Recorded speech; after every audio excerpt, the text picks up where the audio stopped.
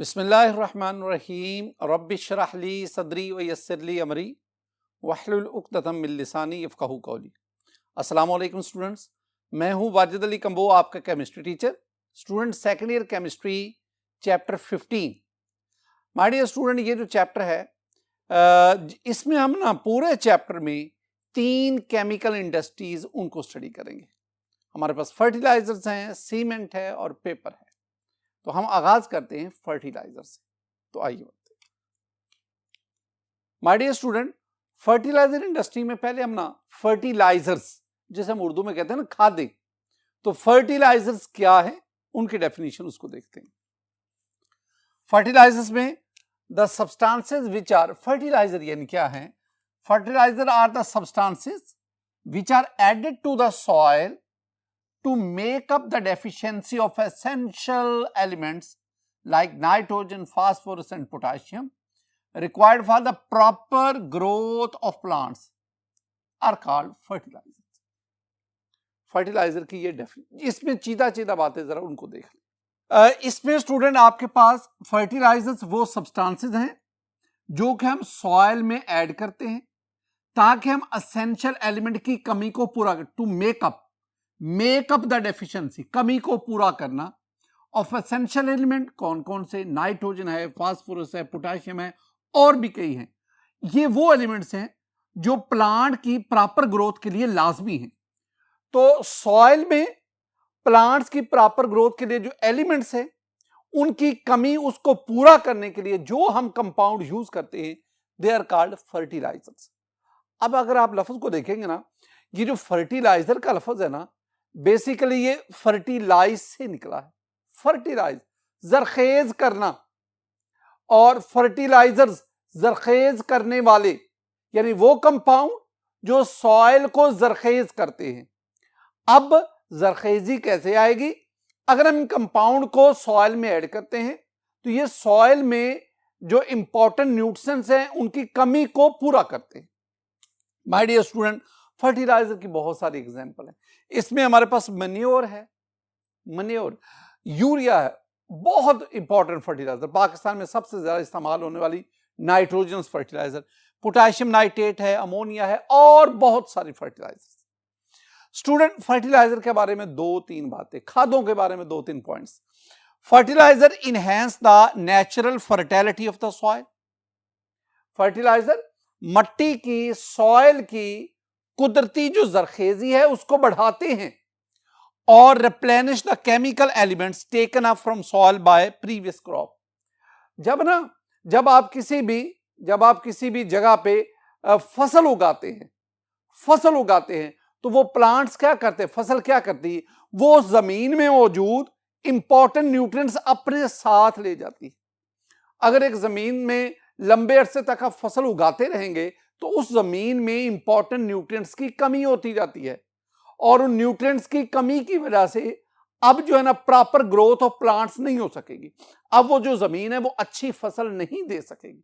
तो हम क्या करते हैं, उस जमीन में, उस सॉइल में जो न्यूट्रिएंट्स कम हो गए उनकी कमी को दूर करने के लिए हम उसमें फर्टिलाइजर्स ऐड करें, खादें डालते हैं। ये खाद उस जमीन में इंपॉर्टेंट न्यूट्रिएंट्स, उसकी कमी को पूरा करती है। दूसरी बात, plants need nutrients from the soil for a healthy growth which are provided by fertilizers। तो यही बात हमने ऊपर की। माय डियर स्टूडेंट, ये वो चीजें हैं जो हम फर्टिलाइजर की डेफिनेशन क्या है और फर्टिलाइजर्स क्या क्या एग्जाम्पल क्या है, और फर्टिलाइजर की ये मैंने 2 बुनियादी सी बातें लिखी। मैंने ना एग्जाम्पल में एक ये फर्टिलाइजर है मन्योर, इसका जिक्र किया है। अब व्हाट इज मन्योर क्या है, डेफिनेशन इसकी क्या है, इसको आइए हम पढ़ते हैं।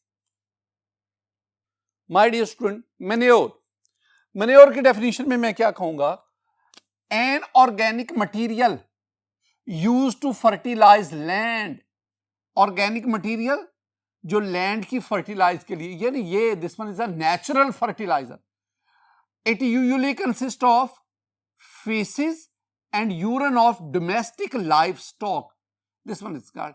यानी आप ज़हन में बिठा लें, जो घरेलू पालतू जानवर हैं, डोमेस्टिक घरेलू लाइफ स्टॉक पालतू जानवर, जिसमें गाय है, जिसमें भैंस है, जिसमें बाकी जो जानवर जो घरों में हम पालते हैं। अब ये जो डोमेस्टिक लाइफ स्टॉक है, इनका जो गोबर है, इनका जो यूरिन है, वो सारा मिलकर दैट इज कॉल्ड मैन्योर। और it should be kept in mind that manure is a natural fertilizer. ये कुदरती खाद है और ये प्लांट फर्टिलिटी, ये सॉइल फर्टिलिटी उसको इनहेंस करने में मुआवन और मददगार साबित होती है। माय डियर स्टूडेंट, एक और भी बात याद रखें कि agriculture industry is one of the oldest industry known to man, और ये एग्रीकल्चर के आगाज से ही मैन्योर को बतौर फर्टिलाइजर इस्तेमाल किया जाता। कहा जाता है कि तकरीबन 5000 BC से चाइनीज जो हैं वो मैन्योर को, ये जो गोबर वगैरह है, इसको बतौर खाद इस्तेमाल करते हैं। तो ये जो मैन्योर है, दो बातें, this one is the natural fertilizer, कुदरती खाद है, और ये बहुत माजी कदीम से इंसान इसको प्लांट्स सॉइल की फर्टिलिटी के लिए बतौर फर्टिलाइजर इस्तेमाल कर रहा है। माय डियर स्टूडेंट, एक बहुत बहुत important question, differentiate between micro and macro nutrients. ये मैं दोबारा कह रहा हूं, we raise power infinity important, बहुत बहुत अहम सवाल है, शॉर्ट आंसर क्वेश्चन के तौर पर अक्सर एग्जाम में पूछा जाता है। हम ना वो न्यूट्रिएंट्स जो फर्टिलाइजर की शक्ल में हम सॉइल में ऐड करते हैं, अब वो दो तरह के हैं, एक होते हैं माइक्रो न्यूट्रिएंट्स और दूसरा मैक्रो न्यूट्रिएंट्स।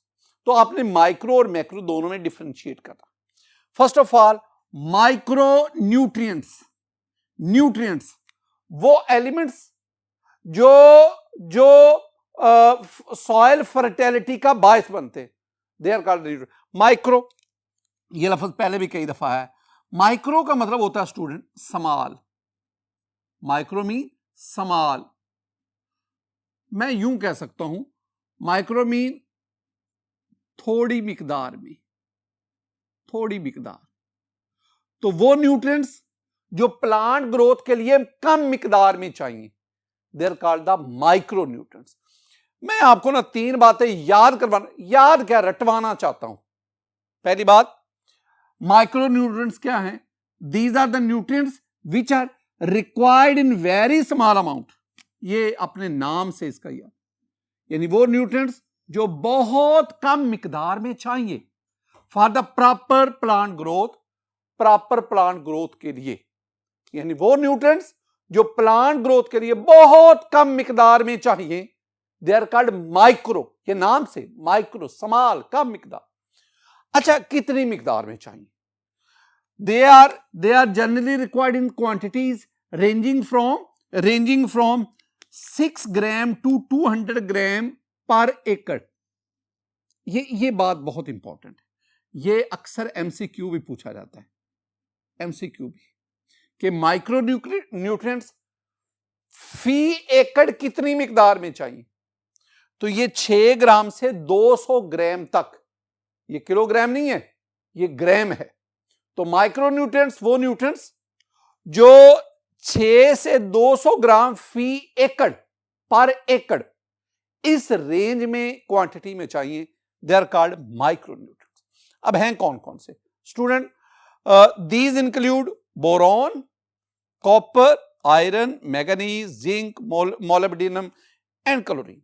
नाम याद रखने, boron, copper, iron, manganese, zinc, molybdenum, chlorine. ये 7 है, 1 2 3 4 5 6 और क्लोरीन क्या आ गया 7। These 7 nutrients are called micronutrients। कितनी मिकदार में चाहिए? 6 ग्राम टू 200 ग्राम पर एकड़। और ये जो पहली लाइन है वो उसके नाम से ही हमने अखज की। ये 3 बातें आपको माइक्रो न्यूट्रिएंट्स में चाहिए। बिल्कुल इसी तरह अगर सवाल आए ना कि डिफरेंशिएट करें माइक्रो न्यूट्रिएंट्स और मैक्रो न्यूट्रिएंट्स में, तो जब भी डिफरेंशिएट का क्वेश्चन आता है ना, तो टेबल की सूरत में आप आंसर देते। तो टेबल के एक तरफ आप ये 3 पॉइंट्स लिखेंगे और इसके दूसरी तरफ, टेबल की दूसरी तरफ आप मैक्रो न्यूट्रिएंट्स का हेडिंग देंगे और ये 3 पॉइंट बिल्कुल उलट करके लिखेंगे। क्या क्या लिखेंगे जरा आइए उसको देखते हैं। माय डियर स्टूडेंट, पहली चीज, ये मेरे पास लफ्ज मैक्रो आ गया। Macro macro mean large, large. Micro small, macro large. MICRO, माई, आई, और इधर क्या है MA। तो माइक्रो मीन स्मॉल, थोड़ी मिकदार, और मैक्रो मीन लार्ज, ज्यादा मिकदार, ज्यादा मिकदार। अब चेंजेस देखने चाह रहा हूं माइक्रोन्यूट्रंस में। These are the nutrients which are required in a very small amount, very small. और ये these are the nutrients which are required in a very large. बाकी मैंने पूरे सेंटेंस में कोई चेंज नहीं की। In a very small amount for the proper plant growth, in a very large amount for the proper, बाकी वही sentence. दूसरी बात, they are generally required in quantity ranging from, they are generally required in quantity ranging from, ये था 6 gram to 200 gram per एकड़। यहां पे 6 ग्राम नहीं है, ग्राम नहीं है, यहां किलोग्राम आ गया। और वो क्या है 5 किलोग्राम टू 200 किलोग्राम पर एकड़। ये बहुत इंपॉर्टेंट, याद रखना है। मैंने कहा ना, जैसे वो एमसीक्यू पूछा जाता है, जैसे ये एमसीक्यू पूछा जाता है ना कि माइक्रो न्यूट्रिएंट पर एकड़ कितने चाहिए, तो इतने चाहिए। इस तरह यह भी एमसीक्यू पूछा जाता है कि मैक्रो न्यूट्रिएंट्स पर एकड़ कितने चाहिए, तो वो 5 किलोग्राम टू 200 किलोग्राम चाहिए। ये भी एमसीक्यू पूछा। ये जो दो बातें आपको बता रहा हूं, ये तो है ही बहुत इंपॉर्टेंट। या शॉर्ट आंसर क्वेश्चन आएगा या एमसीक्यू आएगा। अब माइक्रो न्यूट्रिएंट्स में क्या इंक्लूड है? NPK, nitrogen, phosphorus, potassium, calcium, magnesium, sulphur, carbon, hydrogen and oxygen. इधर कितने एलिमेंट्स थे? 7। इधर गिन लो 9 है। 1 2 3 4 5 6 7 8 और 9। तो तीन आपने पॉइंट्स ऑफ डिफरेंसेस डिस्कस कर। पहला माइक्रो मैक्रो मीनिंग के लिहाज से, required in very small amount, required in very large amount for the proper plant growth. ये कितने पर एकड़ कितनी मिकदार चाहिए? 6 ग्राम टू 200 ग्राम। लेकिन ये पर एकड़ कितने चाहिए? ग्राम नहीं, 5 किलोग्राम टू 200 किलोग्राम। और इसमें these 7 elements are included in micro, और these 9 elements they are included in macronutrients। ये क्वेश्चन स्टूडेंट में बार बार कह रहा हूं, this one is very important examination point. MCQ भी आ सकता है, शॉर्ट आंसर क्वेश्चन भी आपने अच्छी तरह याद कर।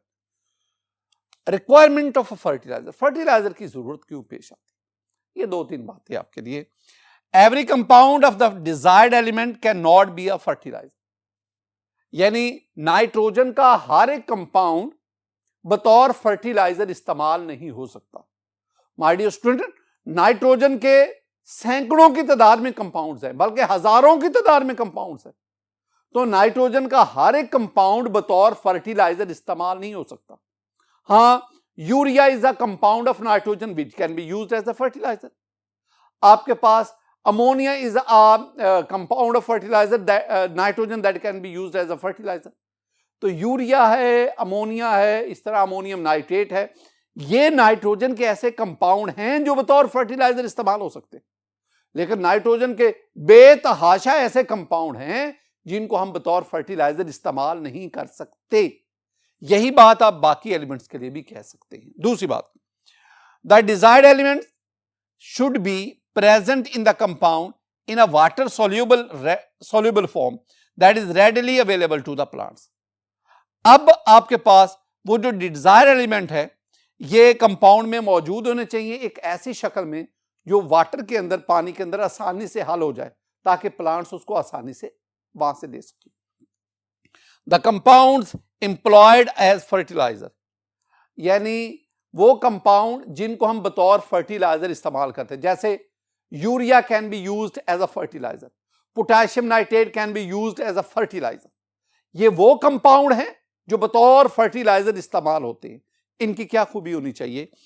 The compound employed as fertiliser should be stable in soil as well as in storage, यानी वो कंपाउंड जिसको हम बतौर फर्टिलाइजर इस्तेमाल कर रहे हैं, जैसे KNO3 है, अमोनियम नाइट्रेट है, they should be stable in soil, soil के अंदर ये स्टेबल रहे, डीकंपोज ना हो, as well as in storage, और जब आप इसको स्टोर भी करें फिर वहां भी ये डीकंपोज ना हो। सॉइल के अंदर, स्टोरेज टैंक में जिसे हम सिलॉस कहते हैं, वहां ये स्टेबल फॉर्म में रहें, डीकंपोज ना हो, ऐसे कंपाउंड बतौर फर्टिलाइजर इस्तेमाल होते हैं। That is it should not be deliquescent, ये डीलिक्विसेंट ना हो, और set to hard stony material with time, यानी ये दो बातें भी इसमें ज़हन में रखें। यानी आप ऐसे कंपाउंड को बतौर फर्टिलाइजर इस्तेमाल करते हैं जो सॉइल के अंदर या स्टोरेज पर स्टेबल रहें, डीकंपोज ना हो। और दूसरी बात, ऐसे आप कंपाउंड लें ये डीलिक्विसेंट ना हो। अब डीलिक्विसेंट क्या है माय डियर स्टूडेंट? डीलिक्विसेंट कहते हैं जो मॉइस्चर अब्सॉर्ब करें और वाटरी सॉल्यूशन में कन्वर्ट हो जाए। मॉइस्चर अब्सॉर्ब करें, इतना मॉइस्चर अब्सॉर्ब कर लें कि वो मॉइस्चर के अंदर डिसॉल्व हो जाए, एक सॉल्यूशन बन जाए, they are called the deliquescent. तो आप ऐसे कंपाउंड बतौर फर्टिलाइजर लें जो डीलिक्विसेंट ना हो। और दूसरी बात ये भी है, आप ऐसे कंपाउंड भी ना लें जो with the passage of time जो hard mass, hard stony mass में कन्वर्ट हो जाए और वो बाद में वाटर में डिसॉल्व भी ना हो। ऐसे कंपाउंड को बतौर फर्टिलाइजर इस्तेमाल ना करें। My dear student, it should be cheap to manufacture. ऐसे कंपाउंड बतौर फर्टिलाइजर लें जो कि जिनका बनना सस्ता हो, महंगे ना हो। माय डियर स्टूडेंट, आज का एक और बहुत बहुत important question, essential qualities of a good fertiliser. अच्छी खाद की जरूरी खसूसियात क्या क्या हैं? This one is also very important question, very important. यानी आज के इस लेक्चर में मैं दो क्वेश्चन आपको दिए जा रहा हूं जो एग्जामिनेशन पॉइंट ऑफ व्यू से बहुत इंपॉर्टेंट। एक, क्या कहा वाला, differentiate between micro and macro nutrients, and the second one is essential qualities of a good fertiliser. क्या है? हमारी टेक्स्ट बुक में 7 प्रॉपर्टीज लिखी हुई, 7 क्वालिटीज लिखी हुई हैं एक अच्छी खाद की। पहली, the nutrient elements present in it must be readily available to the plant. यानी खाद की पहली जो गुड क्वालिटी है, गुड फर्टिलाइजर की जो पहली क्वालिटी है वो क्या है कि आप ऐसी खाद, अच्छी खाद कहलाएगी जिसमें मौजूद जो न्यूट्रिएंट एलिमेंट्स है वो प्लांट्स के लिए आसानी से मुयस्सर हों। दूसरी बात, it must B Fairlie soluble in water, Fairlie soluble in water, पानी में आसानी से हल हो जाए, सो that it thoroughly mixes with the soil, ताकि ये मुकम्मल तौर पर मट्टी में मिक्स हो जाए। और तीसरी बात, it should not be injurious to plant, ये प्लांट के लिए नुकसानदेह ना हो, खतरनाक ना हो। और इट शुड बी चीप, ये तो बुनियादी खूबियों में शामिल है कि अच्छी खाद, उसकी ये भी खसूसियत है कि वो सस्ती हो। और फिर नंबर 5 पे, it must be stable so that it is available for the longer time to the growing plant. ये तो ऊपर भी मैंने डिस्कस किया है कि ये सॉइल के अंदर, और जब आप उसको स्टोर करें तो it must be stable, destroyed ना हो, डीकंपोज ना हो। It should not alter the pH of the soil, ये मट्टी की पीएच को चेंज ना करे, पीएच को चेंज ना करे। Plant growth at a stable pH, at a definite stable pH, ये बात ध्यान में रखिए। और लास्ट पे, बाय रेन ऑन वाटर, बारिश या पानी के जरिए, it should be converted into a form, ये जो फर्टिलाइजर ये ऐसी शक्ल में चेंज हो जाए, पानी में हल होकर या बारिश उसके दौरान, which the plant can assimilate easily, जिसको प्लांट आसानी से अब्सॉर्ब कर सके। My dear student, these are 7 qualities of a good fertiliser. आप इनको याद करेंगे, ये भी शॉर्ट आंसर क्वेश्चन के तौर पर पूछा जाता है। माय डियर स्टूडेंट, आज के इस लेक्चर में हमने चैप्टर 15 उसका आगाज किया, और आज के लेक्चर में हम जो चैप्टर 15 में एक जो केमिकल इंडस्ट्री फर्टिलाइजर, हमने फर्टिलाइजर की डेफिनेशन पढ़ी, हमने माइक्रो और मैक्रो न्यूट्रिएंट्स इनको पढ़ा, हमने मैन्योर को स्टडी किया, और हमने essential qualities of good fertiliser. Examination point of view से मैंने 2 शॉर्ट आंसर क्वेश्चन की तरफ इशारा किया, आपने उनको अच्छी तरह याद रखा। मेरी दुआ है कि अल्लाह ताला आप पर अपना फजल फरमाए, अल्लाह ताला आप पर अपना करम फरमाए। अस्सलामु अलैकुम व रहमतुल्लाह।